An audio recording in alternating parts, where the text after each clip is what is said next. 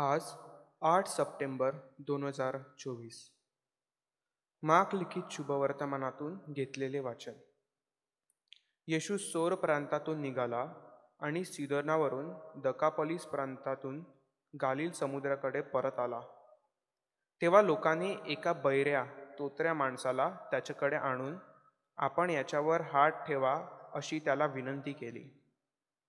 तेव्हा त्याने त्याला लोकांपासून एकीकडे नेऊन त्याच्या कानात बोटे घातली आणि थुंकून त्यांच्या जिभेला स्पर्श केला आणि वर स्वर्गाकडे पाहून त्याने उसासा टाकला आणि म्हटले, इफाता, म्हणजे मोकळा हो.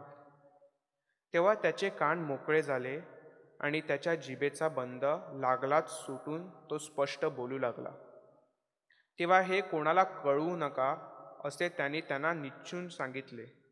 परंतु तो त्यांना जसे जसे सांगत गेला तसे तसे ते अधिकच हे जाहीर करत गेले आणि ते अतिशय थक्क होऊन म्हणाले, त्यांनी सर्व काही चांगले केले आहे.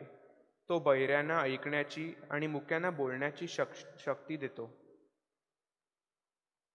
चिंतन. या जगामध्ये जिकडे तिकडे दुःखाने पीडित झालेली मानवता पाहून येशूचे अंतःकरण खरोखर कितीतरी खिन्न झाले असेल. आम्ही येशूला खरोखर एवढे प्रिय आहोत की आमचे दुःख पाहून त्याचे अंतःकरण कळवळते. हा विचार आमच्या दृष्टीने अतिमोलाचा आहे. तो आमचा विचार करतो. आमची दुःखे व कष्ट पाहून आमचा कळवळा येण्याएवढी त्याला आमची काळजी आहे. हे खरोखरी अद्भुत आहे. आम्ही संकटात असलो की लोक येतात, थोडी विचारपूस करतात, क्षणभर थांबतात आणि एका उसासा टाकून आपल्या वाटेने निघून जातात. केव्हा केव्हा त्यांनी याहून अधिक काही करणे शक्यच नसते. दुःखात, कष्टात मानवी सहानुभूती सुद्धा बहुमोलाची असते, पण दिव्य सहानुभूतीचे आश्वासन, खात्री आमच्या जीवाला त्याहून अधिक उभारी देणारी आहे. आणि ख्रिस्त खरोखर साया पुरवतो. नाईन गावाच्या विधवेच्या एकाकी शोक पाहून त्याचे अंतःकरण भरून आले आणि त्यांनी तिचा मेलेला मुलगा जिवंत असा तिला परत दिला. मरिया आणि मार्था याच्याविषयी बरोबरच देखील त्यांनी विलाप केला. मग त्यांचा भाऊ त्यांना मेलेल्यातून उठवून परत दिला.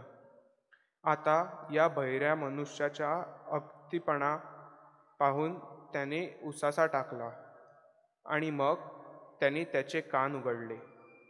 आपल्या सर्वांच्या दुर्बलतेविषयी प्रभूला सहानुभूती वाटते आणि मग तो आम्हाला ऐन वेळी साह्यासाठी कृपा पुरवितो.